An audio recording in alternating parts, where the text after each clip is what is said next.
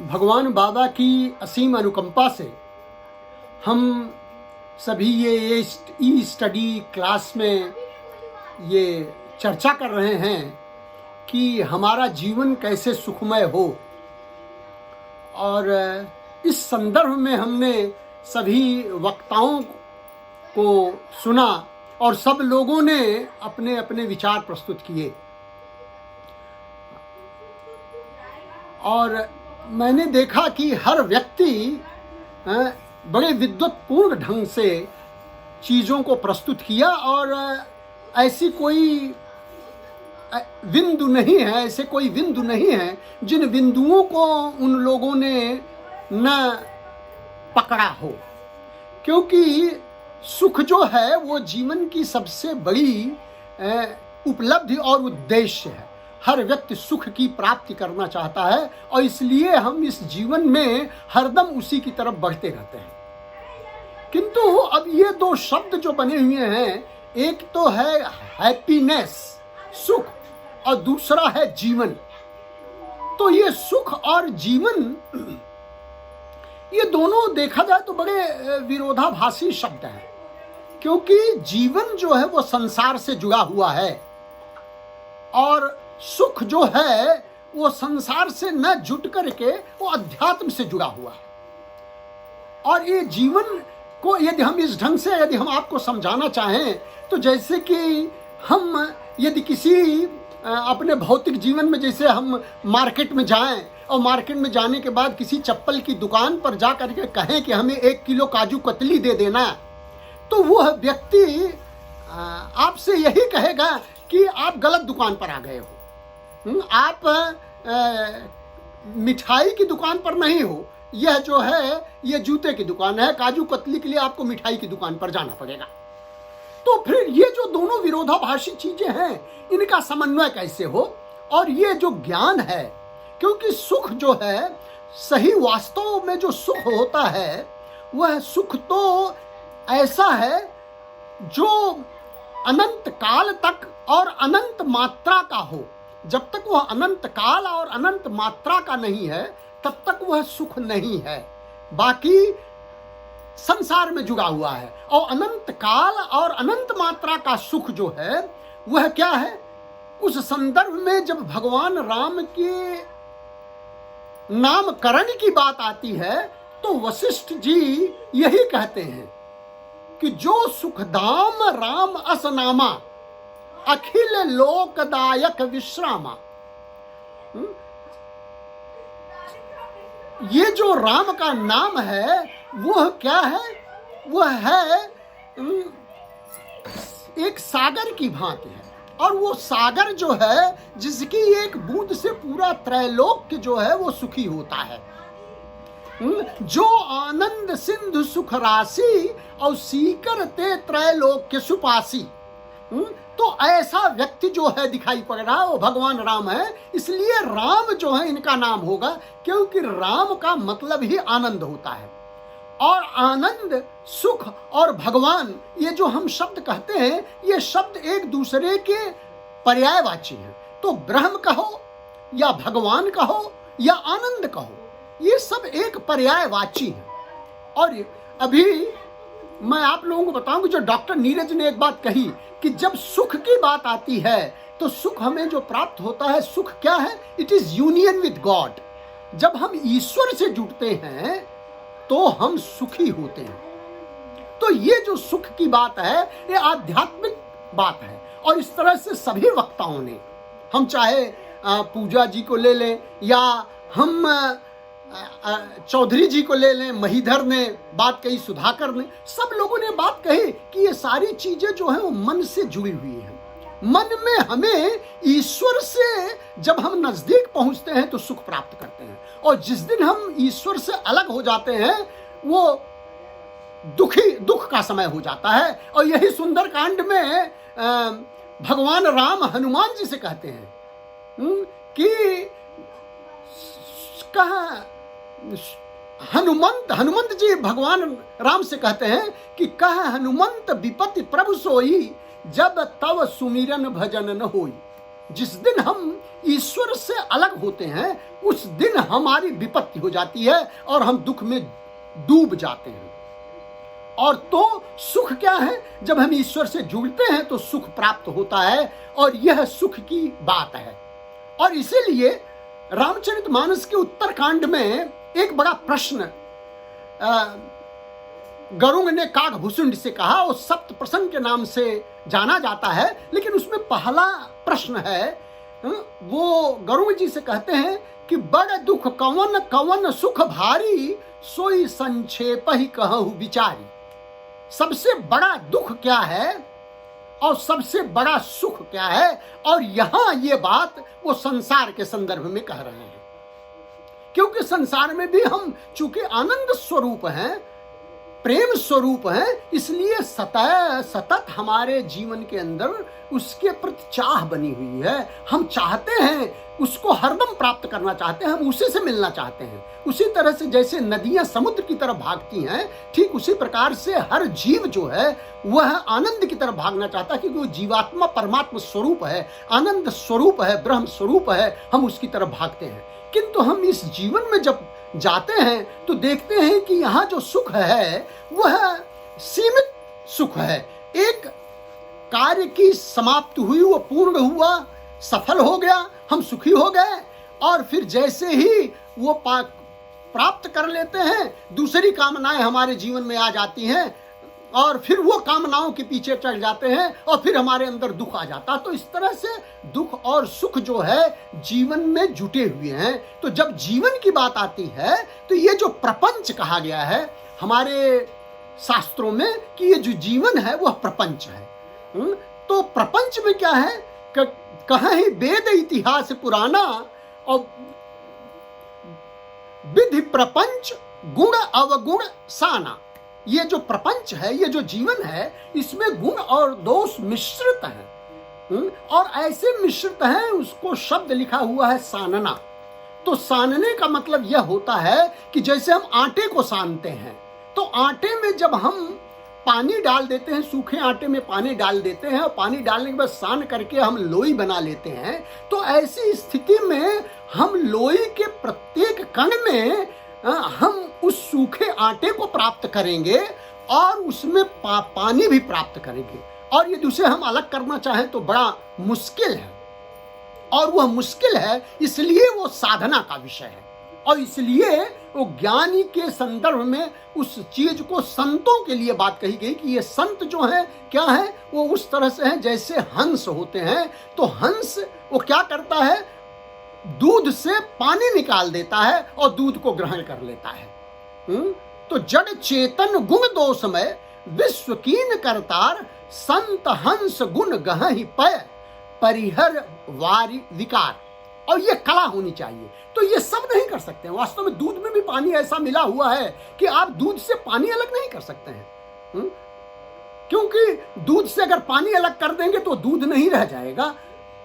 और ऐसी स्थिति में फिर हमको वो कला आनी चाहिए। तो इस तरह से ये जो कला है, इस कला को जानने की आवश्यकता है। और इस तरह से जीवन में जो सुखी होना, यह कला है, यह एक साधना है, और इस साधना को हमें जीवन में लेना पड़ेगा। और इसलिए काकभूषुंड जी गरुड़ को एक बात कहते हैं कि वास्तव में क्या है सुख। तो वो कहते हैं कि नहीं दरिद्र सम दुख जग माही। यदि आप अपना भरण पोषण नहीं कर पा रहे हैं, 2 जून की रोटी नहीं खा पा रहे हैं, पहनने के लिए आपके पास कपड़ा नहीं है, आश्रय के लिए आपके पास मकान नहीं है, रोटी कपड़ा मकान नहीं है, तो इससे बड़ा दुख और कुछ नहीं है जीवन में। लेकिन उसी के साथ जब इसको दुख बता रहे हैं, तो क्या अच्छी तरह से अच्छे वैभवशाली मकान में रहना, अच्छे कपड़े पहनना, अच्छी तरह से भरण पोषण करना, क्या वह सुख का स्रोत है, सुख का दाता है? तो काकभूषुंड जी गरुड़ जी से कहते हैं नहीं। जब वो कहते हैं कि नहीं दरिद्र सम दुख जग माही, तो वो एक बात और कहते हैं कि संत मिलन सम सुख जग नाही। संत व्यक्तियों से मुलाकात हो जाना, सत्संग प्राप्त कर लेना, साधुओं की संगत प्राप्त कर लेना, इससे बड़ा जीवन में और कोई सुख नहीं है। ये सीधी सी बात हो गई कि संतों से मिलना, संत से मिलने का मतलब क्या है, वही जो मैंने आपसे पहले बताया। क्योंकि जब हम संतों से मिलेंगे तो क्या चीज होगी, उनके अंदर वो कला है। वो कला क्या है कि नीरक्षीर विवेक की कला है, और वो नीरक्षीर विवेक की कला वो हम प्राप्त करते हैं। और जब उस चीज को प्राप्त कर लेते हैं तो हम जीवन में सुखी हो जाते हैं। इसलिए संत मिलन सम सुख जगना ही, मानो इस जीवन में भी यदि हम सुख प्राप्त करना चाहते हैं तो हमें संतों से मिलना पड़ेगा, वहां जहां कि हम ईश्वर के संदर्भ में समझें कि हम ईश्वर से कांस्टेंट यूनियन कैसे कर सकते हैं। हम इस जीवन में रहते हुए हम कैसे ईश्वर से सतत संपर्क में रह सकते हैं। और जब तक हम जीवन में सतत संपर्क में नहीं रहेंगे तब तक हम सुखी नहीं रह सकते हैं। सीधा सा तात्पर्य यह है कि जब सानना है, जैसे लोई में पानी है और आटा है, दोनों मिलकर के लोई बन गई, तो आपको ये देखना पड़ेगा कि इस लोई में दोनों है, दोनों को निकालना मुश्किल है। तो फिर क्या करना है, यदि आपके पास गुण है तो गुण के अंदर भी दोष छिपा हुआ है, उन दोषों को निकालना पड़ेगा। बस केवल इतना ही है कि वो गुण जो है उनकी का अनुपात, उनका प्रतिशत, उनकी परसेंटेज ज्यादा है। और यदि दुख है, दोष है, तो उसका अनुपात ज्यादा है, अनुपात ज्यादा है। और अनुपात जब ज्यादा है तो हमको यही वो दुख लगता है। मानो ये जीवन में सुख और दुख का जो अनुपात है, इस अनुपात के द्वारा हम सुखी और दुखी होते हैं। और इस तरह से हमारी जो साधना है, हमारी जो कला है हमारे जीवन की, हमें इस ढंग से सोचना पड़ेगा कि हम किस ढंग से इस अनुपात में अपने आप को समन्वय करके और चला पाते हैं। और यह जीवन में जब तक कला नहीं आती है तब तक हम जीवन में सुखी नहीं हो सकते हैं। और यह सुख की जो कला है, यह सभी हमारे जो अवतार हैं उन अवतारों के चरित्र में वो दिखाई पड़ता है। आप देखिए भगवान बाबा के संदर्भ में भी आप देखिए, युगावतार हैं, इस समय कलयुग अवतार भगवान बाबा हैं। तो आप देखिए कि शुरू से लेकर आखिर तक उनके जीवन में क्या दुख नहीं रहे, लेकिन हर दुखों में वो हंसते ही रहे, क्योंकि उन्हें अनुपात पता था कि ये परसेंटेज है, कुछ समय के लिए परसेंटेज है, इस परसेंटेज में आ रहे हैं और इनका अनुपात कम हुआ तो हम पुनः हो जाएंगे अपने नॉर्मल स्थिति में। और इस तरह से ये जो एटीट्यूड है, ये सतत जो है हमारे जीवन में बरकरार रहना चाहिए। जब हम ईश्वर के साथ सतत इस ढंग से जुड़े रहते हैं तो हम सदैव सुखी रहते हैं। तो आप देखिए कि वही स्थिति हमारे पौराणिक अवतारों में ये बात आती है। अब भगवान राम की हम जब चर्चा करते हैं और ज्यादा हम अच्छी तरह से समझाने के लिए, तो भगवान राम का यदि हम चरित्र देखते हैं तो उनके जीवन में क्या है कि उनका राज्याभिषेक होने वाला है।